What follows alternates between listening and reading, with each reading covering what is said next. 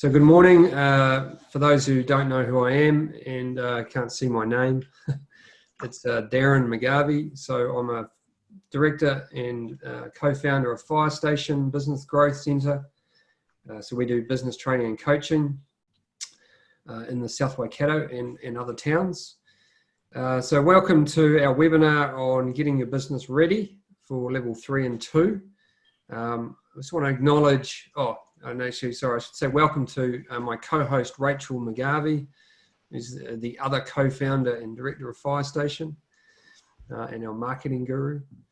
I want to say welcome to Francis from the South Waikato Investment Fund Trust as well.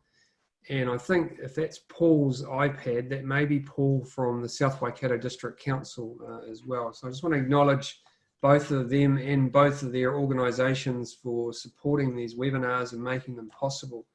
We wouldn't be here together, all 23 of us, if it wasn't for those two. Now we're just going to kick off with a bit of a disclaimer to start, and that is that obviously this situation is rapidly evolving. And so what we've endeavoured to do, or what Rachel has done, and giving her the credit here, is pull together as much information as we can from different places. And given that some of the announcements have only happened in the last few days, we're just going to disclaim that by saying you need to check with the official government sites before making any major decisions in your business. So we've done our best to get the up-to-date and relevant information. But before you do anything of significance, such as reopening, then we would suggest or highly recommend that you talk to your professional advisors. That could include your accountant, your lawyer, some sort of business advisor, perhaps a coach, a business coach like we do, whomever it is to have that conversation first to get the advice. And it's probably worth pointing out too that the Regional Business Partner Network, which is a government thing, is providing subsidies so you can receive free coaching and advice and support. So that is available, and it's also through the South Waikato Investment Fund Trust, or just keep an eye out for the links that get sent out periodically. But yeah, just Google Regional Business Partner Network. So we're one of the providers, but there's many in there whose services are free, basically at the moment. And the other thing too is if you haven't already, make sure you sign up for the regular communications coming out from swnz.co. That's swnz.co. It's kind of your one point of contact for South Waikato at the moment. And that includes obviously information about these webinars, which are going to continue to happen each week for the next foreseeable future, I imagine. Can I just jump in first, please? Yep. Sorry, just housekeeping for the webinar. If you've got a question, feel free to use the chat function. If you're new to Zoom, just wave your mouse along the bottom of your Zoom screen, and there'll be a chat function. You can either send the question to everyone so everyone can see, or if you want to ask an anonymous question, just send it to myself or Darren, and then we can answer that question for you.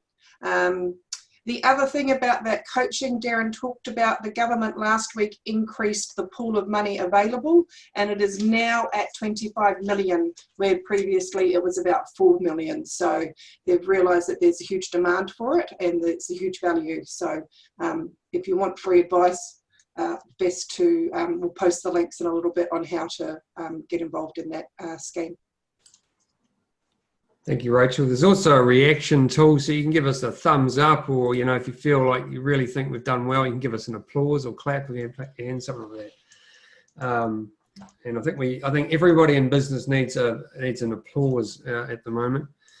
What else was I going to say? Yeah, so I actually watched the announcement yesterday. I was fortunate enough to get off a session in time, and as no doubt you've already seen, but we'll just recap it.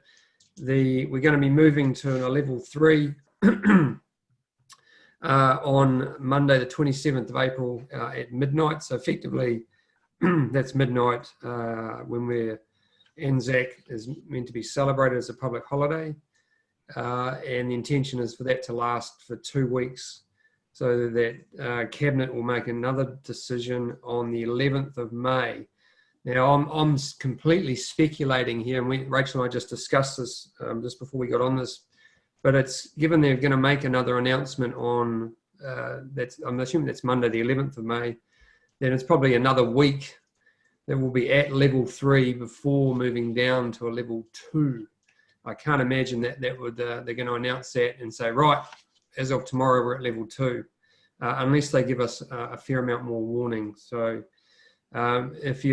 when you're planning scenarios, then I think it would be best to assume that that level 3 will go beyond the 11th, and so it'll probably be 3 weeks. But we could be wrong. Who knows? So what is level 3? Well, just a quick overview. And again, no doubt you've seen this, but if you haven't, you still got to be at home, unless that's not possible. You can open your workplace if your work cannot be done at home.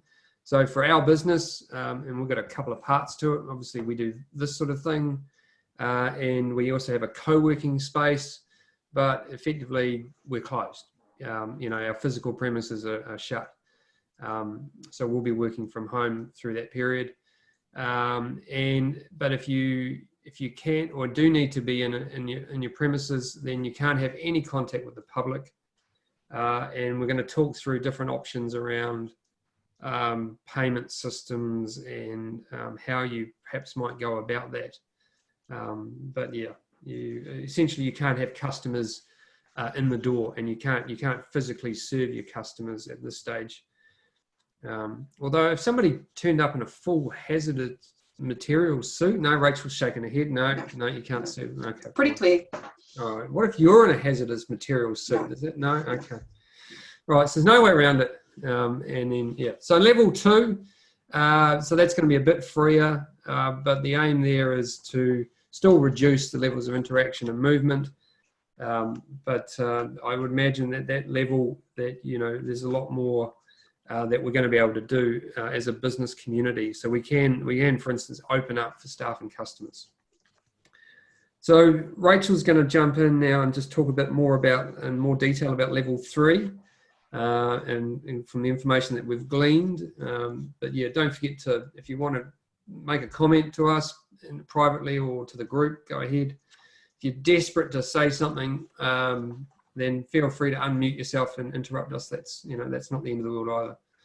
All right, Rachel. Oh, cool. So, I just want to iterate that we're all working with what information has been provided. I was listening to a live chat last night from one of the Labor MPs, and she basically said, we've given the information out and you guys need to use your best judgment on implementing a lot of this stuff. So this is our take on the information. Very happy for you guys to pipe up and say, oh, but we interpret it differently. I think this is just going to be a forum where we can all sort of double check that we're all thinking the same thing. And if the majority of us agree that this is the way the rules should be interpreted, then I think that's a good sign. So I just thought I would do a quick overview on the types of businesses and how they can operate, just so there's no confusion. I've been in a couple of Facebook groups where I've thought something was clear and someone was like, oh, we're planning to open as anyone else. And everyone was like, hey, hang on. So professional services, the likes of accountants, lawyers, even us as business coaches, we need to continue to work from home. We cannot have any face-to-face interaction with customers. Retail and hospitality. You can only open through online orders and through pickup, drive-through, and contactless delivery.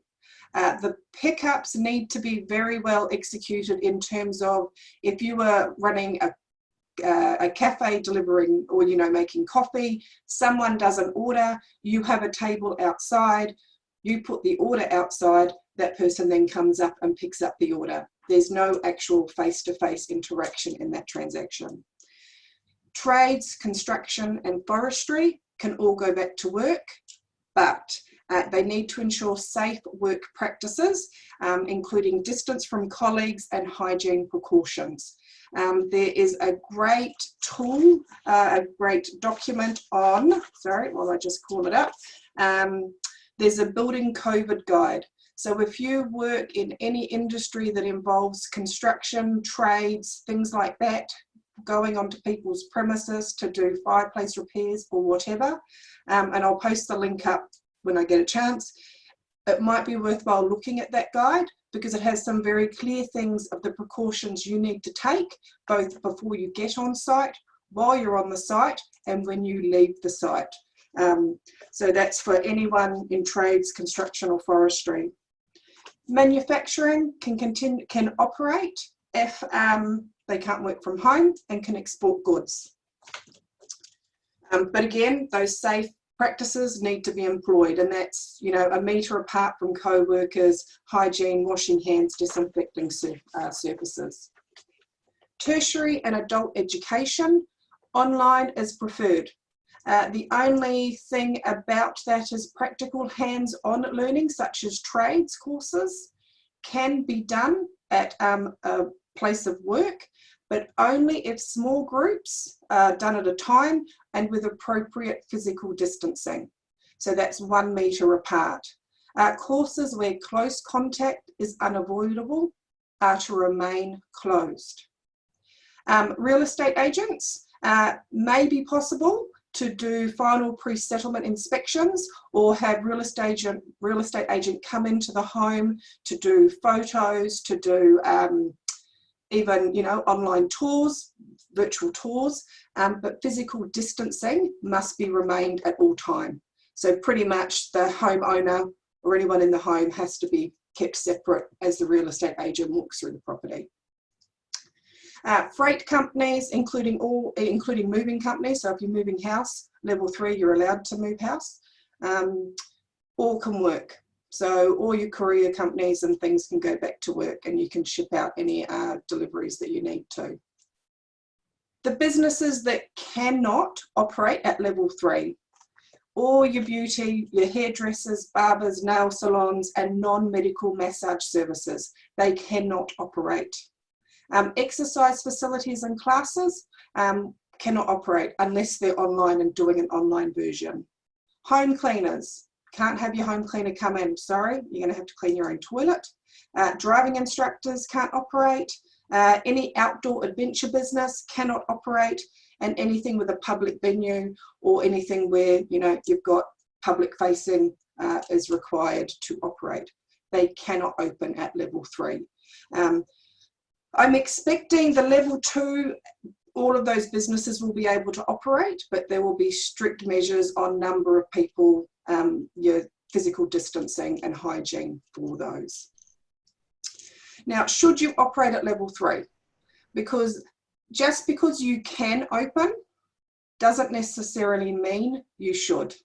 So really, you're going to have to make a hard call on whether you should open at alert level 3. It goes beyond if your business is allowed to open or can trade.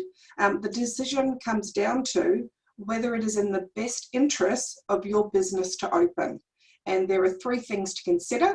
The first is cash flow, and Darren's going to talk through that. Yeah, so this is obviously a topic of some importance at the moment, and we're working with our clients.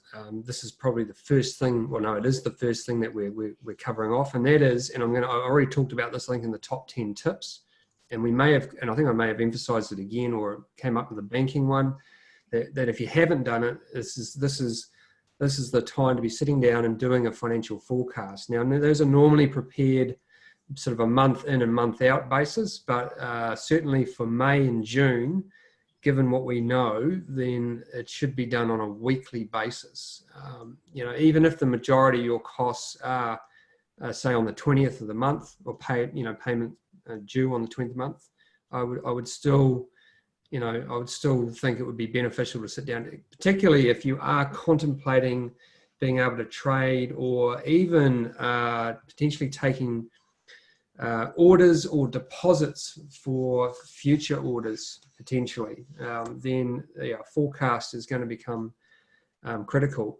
And the other thing is that once it's completed, I'm also recommending that there's some sort of a couple of different scenarios played around. So you could create your main forecast based around a realistic, what you maybe it depends on what your philosophical bent is, whether your glass is half full or half empty, but this is your best guess on what's going to happen.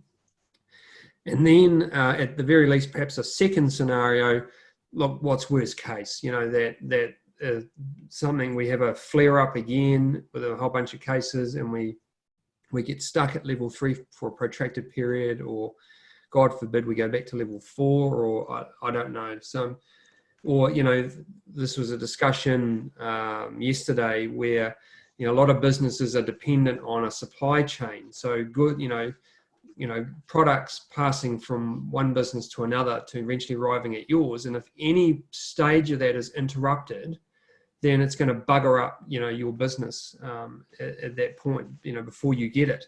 So I guess that's why it's important to figure out what your break even is. What is your minimum amount of expenditure required to be open, let alone trading at a similar or perhaps slightly reduced level pre-COVID.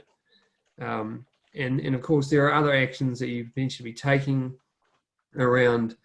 Coming from my business banking background, it was always about your quick cash options are obviously your debtors. Where are they at? What's happening with them? Talking to them if they're not paying you. And I can tell you, our debtor level is at the highest or outstanding debtors is at the highest it's ever been. And any other quick cash, so sale of stock, or possibly any actually underutilized or unutilized assets as well. So there's a whole range of things that can be considered. But yeah, thinking about your cash flow, and even if you do open, which is the point of this section, is what will happen to what will happen to my costs. What do I need to generate at a minimum level of revenue to cover those? And is it worthwhile? Is it perhaps better to wait until level 2? So this is, we're not saying there's any one answer. It's going to depend on your business, your amount of available working capital, how much support you got from your landlord, the bank, what your staff levels are. There's a whole range of things. Hence why at the start we said, it's best to have these discussions with a professional advisor before making a major decision, like whether you reopen. And then that also flows into profitability. Will I be profitable? If not, is that acceptable, and for how long? Because it might be that it's a strategic decision to open because perhaps you're part of an essential supply chain, and it's going to beneficial businesses downstream from yours to get open. So there's a whole range of factors, and including the last one, which is the sort of brand and marketing, the PR thing. So Rachel, that's your area of expertise. Hi, yes, sorry, I'm just trying to find where I got the 1 meter from. So Jenny's asked a question saying that she's heard that it should be 2 meters. It's in here. Oh, is it? Yeah, somewhere in there. Okay. It's on the front page, actually. Is it? Whereabouts? Public health measures, level 3, 1 meter distancing is required, just at the bottom of that middle section. Oh, yes. So there you go. On the COVID-19 brochure, which I will post a link to, it definitely says in workplaces 1 meter distancing is required. And the rationale behind the 1 meter versus the 2 meter is that because it is a controlled workplace, in terms you know exactly who is in your premise because they're part of your team, then the contact tracing is very easily able to be done versus in the supermarket where it's 2 meters. Back to, should you operate at level 3 in terms of marketing? So dependent on, you know, if it was a real iffy question, whether it was going to help your cash flow and whether you were going to be profitable, the next part of your decision as whether you should open up alert level 3 is, would it be good for your business from a marketing perspective? Would it help you stay forefront in people's minds? Would it actually be good for your wider community, and especially in the South Waikato, if you were to open? Good for morale, good for support. Are you the only one that offers what you do? So those are the sort of things you probably should be thinking about in terms of marketing in your decision making on whether you should open at alert level 2. Cool. The next thing we wanted to talk about is how to implement alert level 3 in your business. So if you are wanting a drive-through or pickup, so you're doing online orders or phone orders or taking orders, and someone has to, your customer has to come in and physically pick up that item, you could establish a drive-through. And that could be they park in your car park, they park outside of your building, and you just go in and put the item in the back seat of their car or the passenger side, so you're still remaining that distance. The government has provided some guidelines around temporary drive-through facilities should only be established where it's appropriate. So you need to make sure that you're keeping people safe, yourself and your customers. You're not causing a road hazard by doing business that way. I did check with the council, South Waikato District Council yesterday, and there's no bylaws, permits or anything you need to do to be able to deliver your products or services to customers' cars, either on the road safely, parked off the road, or in your car park. Obviously, the only thing you can't do is alcohol, unless you've got a takeaway license, takeaway as part of your licensing for alcohol. If you're a cafe or takeaway outlet, as I mentioned before, you could take orders and then you'd have some sort of collection point where, you know, they're prepaid, you put it down for them and they come and pick it up outside your premises. Dealing with cash is not recommended. So all payments should be contactless. It should be done online by bank transfer as well. You should only take cash if there's no other option, preferably in some sort of self-checkout kiosk. But if not, you need to make sure you take the appropriate sanitisation measures for that cash. I haven't yet found out what they are, but if you are wanting to take cash, you best do your homework and find out what they are. Rach, can I just jump in there as an Yep. ex-business banker? Yeah, I think like the other thing is, and you will know this from dealing with cash, is the security element as well. And that if you're going to be dealing with volumes of cash in perhaps in an external, you know, to your premises, it may be putting your staff in an unacceptable security risk. And what was the other point I was going to make? Oh yeah, just thinking about this, there may be an opportunity for a business here in connecting those who want to be doing phone-based ordering and payment with the people, you know, making those orders, those customers. In other words, is there a business opportunity for someone locally to come up and start coordinating drivers and cars and becoming, you know, essentially like a local Uber Eats type model? You know, because otherwise every business is going to be trying to figure this out for themselves. And I understand that that may be the most cost-effective way if you've got potentially staff who aren't doing anything else. But maybe, I don't know, maybe there's a business opportunity there for someone. Sorry, Rach. That's right. So the other part of operating safely at alert level 3 is your health and safety procedures and protocols. So if you're working on your work site, you need to have regular disinfecting of all surfaces. Additional sanitary measures that could be implemented include, but not limited to, hand washing protocols, hand sanitizer stations, and provision of disinfecting wiping products. you're not allowed to have anyone who is sick working for you at alert level 3 and even alert level 2. If someone's sick, they should not be working. If a staff member comes to your work premise and they are sick, send them home. You must meet physical distancing requirements, which is that 1 metre in the workplace. And if you have work vehicles that are shared between workers or staff, they must be sanitised after each journey by a different person. So that's thoroughly cleansing of all internal surfaces and external handles and touch points. So those are some of the things you must work through before you open and have them in place. It'd be imperative that when you've got what you're doing planned, you need to let your staff know and make sure that it's very clear what your expectations are of how staff are to operate in this situation. So those are the things that you can do to operate. So now it's like, how can you actually get online if you don't already have a website or online ordering system in place? So we've got, how many days? What's today? Tuesday. So we've got a week. You've got a week to get this sorted if you decide that opening and trading at level 3 is the right thing for you and your business. So what I thought I'd do is go through some quick and low cost options to get you trading online. The first one is MailChimp. Now, MailChimp is known for its email platform, sending out, email newsletters, email offers.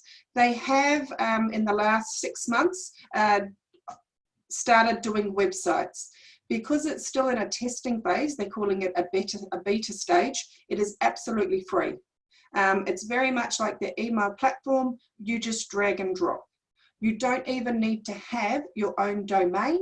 MailChimp will provide the domain name for you as well. Really easy, especially if you're just offering a couple of products and want a simple way for people to be able to order from you.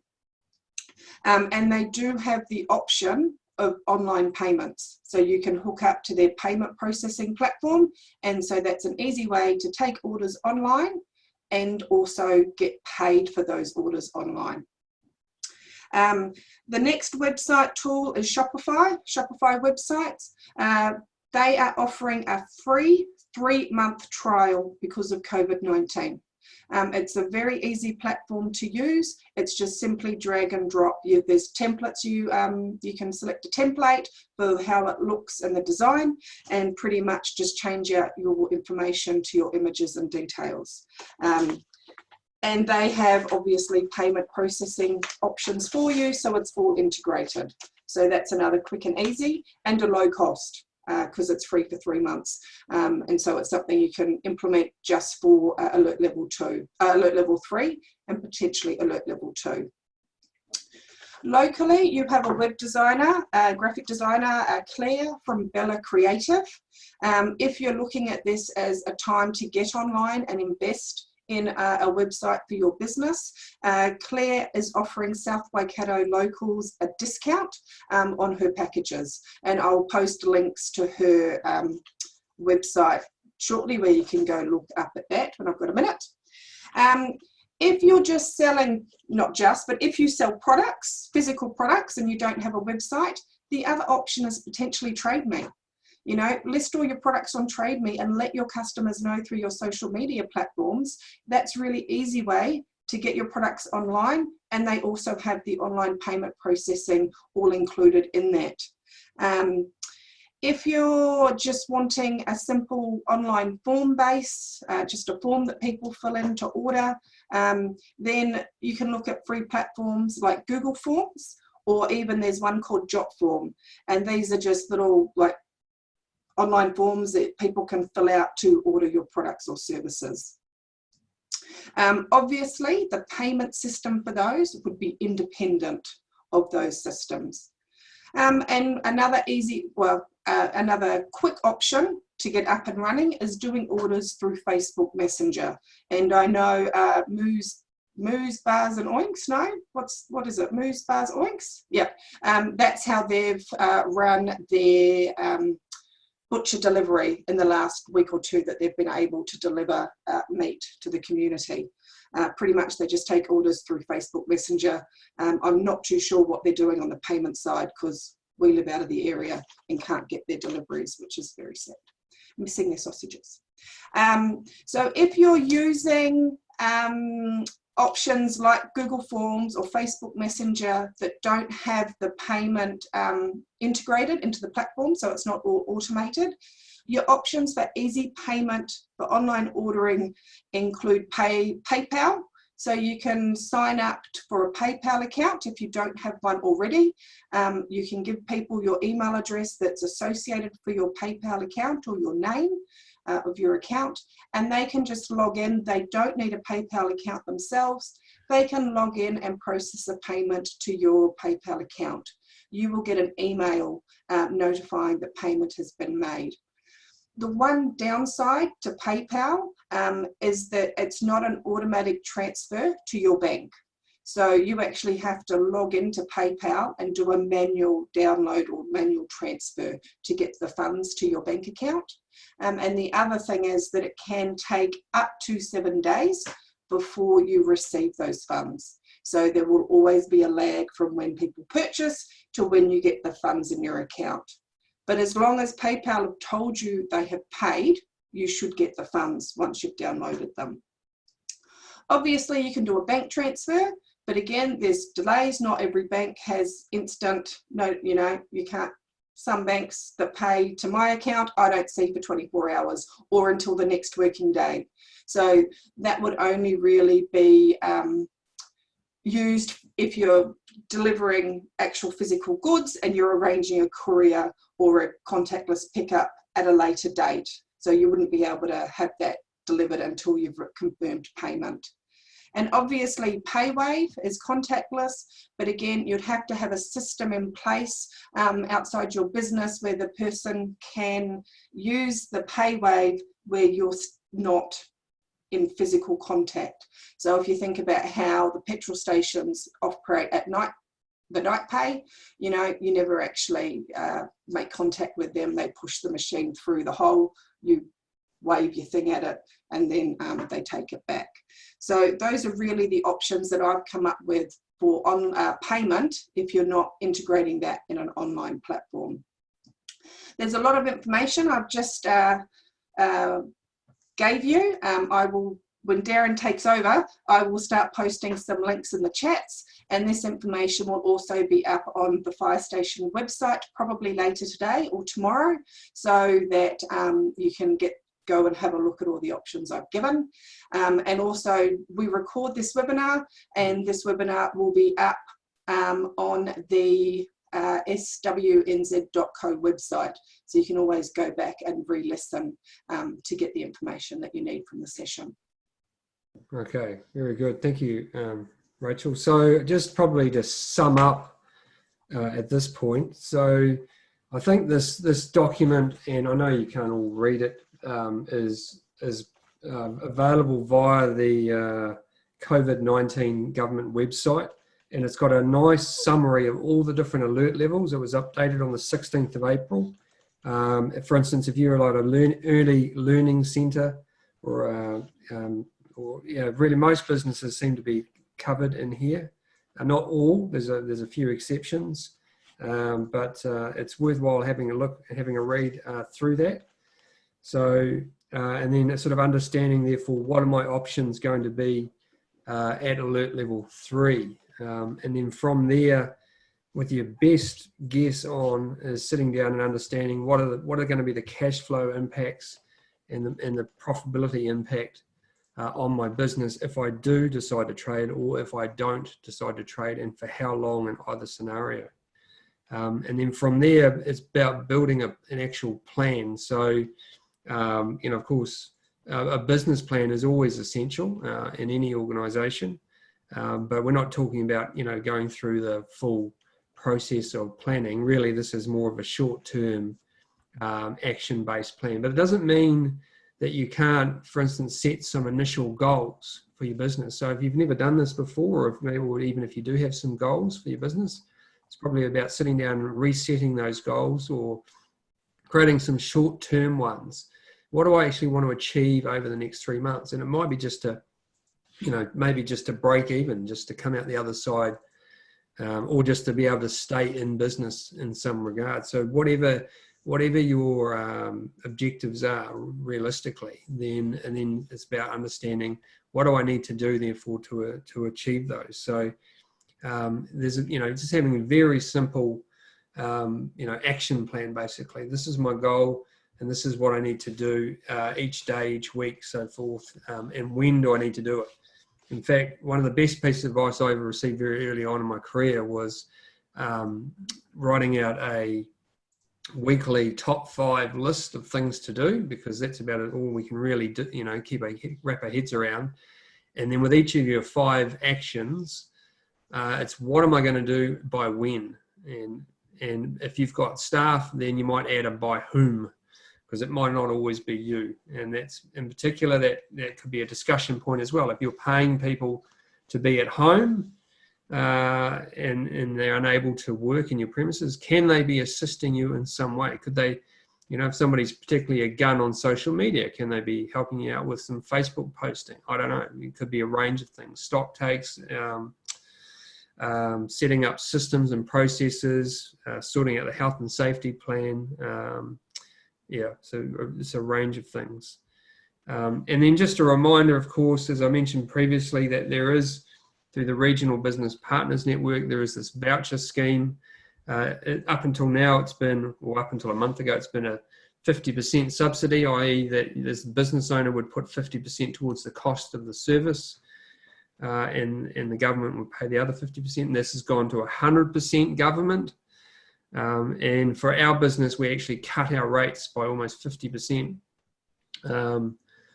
So that when you're accessing this and you use us, it's at a significantly lower level than we would otherwise normally be paid. But there are lots of providers and lots of other choices out there.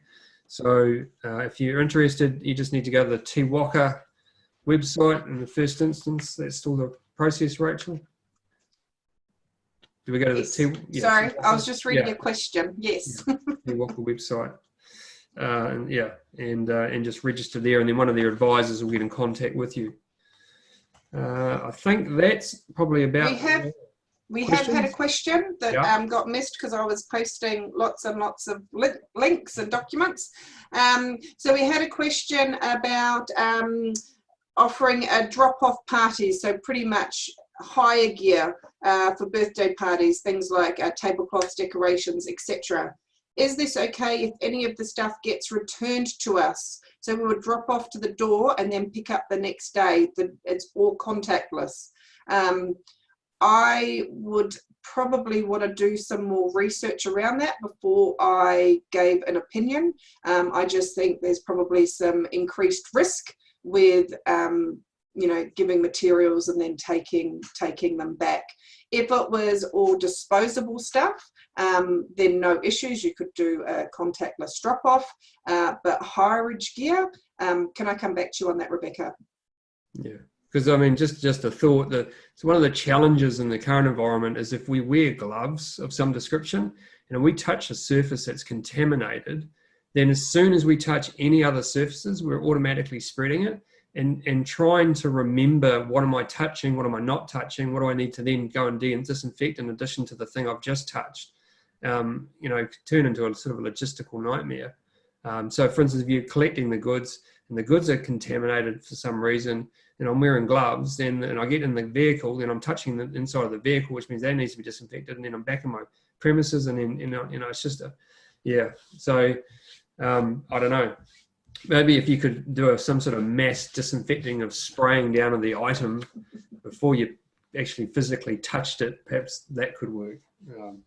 But I'm sure there'll be an answer somewhere, so I'll just do a quick squiz for you and come back to you after the session. Yeah, good question. Are there any other questions? So Rachel, Sorry, I don't have a question. I just wanted to offer, if it's helpful, it's Mel from EC Credit Control. EC Credit Control is putting together just a free care package for businesses around managing your creditors and how to assess your situation with your current creditors, how much credit you provide them, looking at your credit processes moving forward, how do you ask for payment, and all that kind of stuff. So the credit management side of stuff. So if it's helpful, I can send through a link to that free care package around managing your debtors and credit management processes. Cool. Yeah. Yep. Yes. If you want, Melanie, if you just want to put the link in the chat function, and then everyone will be able to see that and click on it if they think that would be of interest to them and helpful. Yeah, that's a good point. And there's been some changes around creditors and insolvency, so it is worthwhile talking to someone who who's a professional and understands that side of things. And that may be a topic for a future call as well. Perhaps getting a commercial lawyer involved and on the call to answer any questions around if the situation does get that dire and I need to negotiate with my creditors and then what does insolvency actually mean in practice in the current environment. Not a positive topic to handle, but perhaps a necessary one. And one other, sorry, I'm just trying to find something on my computer. Well, just while you do that, there's some links Rachel's just put at the end of our notes here. So business.govt.nz COVID-19. And of course the COVID-19.govt.nz website is your first point of contact. If you're involved in building, construction, building.govt.nz COVID-19, there's some information there as well. The South Waikato District Council sent out a survey yesterday, and basically it's asking for input on what topics you want from these webinars, because we are going to continue with this series. So if you haven't signed up to the swnz.co website, you might not have received that survey link. So I've just popped it in the chat function. If you haven't already filled it out, please do so. There's a couple of, I think there's about 5 or 6 topics that we've put in, but there's also an option for you to suggest other topics, because we really want to make sure that we're giving you the information that's helpful to keep your business get through COVID-19. So if you've got a few minutes, there's only 3 questions, really quick and easy. Please click on the link and give us your input on what you want to see next. All right. So on that note, I think we're probably going to wrap up unless there's any final questions or comments. No. All right. Well, look, thank you all for your time. We had quite a good number of people. Oh, hang on. Hi, Rachel, are you able to share those links to online options? The links aren't working. One moment, please, caller. I will just quickly save it as a document, if you just bear with me.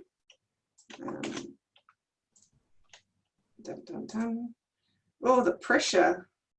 Can you can you just copy and paste the link into the browser? I've tried to do that, but it's not formatting, it's not allowing me in the chat to do hyperlinks for some reason, if there's other text. So just give us 1 sec, and where did I save that to? Done. Yeah, so just a reminder, swnz.co is the main South Waikato website to sign up to their newsletters. And I want to acknowledge the South Waikato District Council and South Waikato Investment Fund Trust for their support. We're dealing with 3 major districts at the moment, and I've got to say, and so far South Waikato have probably been the most proactive and the most organised in terms of certainly in terms of getting these webinars running, but certainly in terms of collating information as well. So if there's one positive thing that comes out of this is that that we will all get a much better understanding of what the business community is, who's in the business community, what businesses are part of it, and hopefully better connected as well. Sorry, I'm getting errors. Oh, Because perhaps we can send the links out via the other. Let's just try that folder. I don't quite know why it's not working today. All right. Technology at its best. Oh, there you go. Rebecca's just said she can email it out after the session, because we obviously don't have access to everyone's email addresses. So I will get all that information to Rebecca and she will email it out. It'll also be on the firestation.nz website as well. Cool. All right. So we're back next Tuesday morning at same time. Assume the same time, unless we've got a speaker that can't make that. We'll let you know based on your survey results, because you're all 24 of you are going to go in there and fill out your survey. So you're going to tell us what topics you want, and so we'll organise something. Otherwise, we'll take a best guess. Could be online marketing in more detail, could be sales, whatever. It is Anzac Day on Monday the 27th, so if you do have a long weekend, please enjoy it. Make sure you get outside. I know it's local. Stay local though. We're still in alert level 4 on Monday. That's right. Technically, can we surf in level 3? Level 3, you can surf. Okay. You can fish off the shore. The only proviso around surfing, and you can swim and all of that, is that you must have already done the activity before. So it's not a time to go, woohoo, I'm going to take up surfing and then go need to be rescued. But Right. if you are a surfer, level 3, you can go surf. So Paddleboard. I can get my 12-foot stand-up paddleboard out and get on the lake. Is what you're saying? Yeah. Excellent. That's what I'm saying. Beautiful. All right. Well, thanks very much, team. We'll see you all in a week. Yeah, it's been great. And yeah, stay safe. And if we can help, let us know. Cheers. Awesome. Thanks, guys. See you later.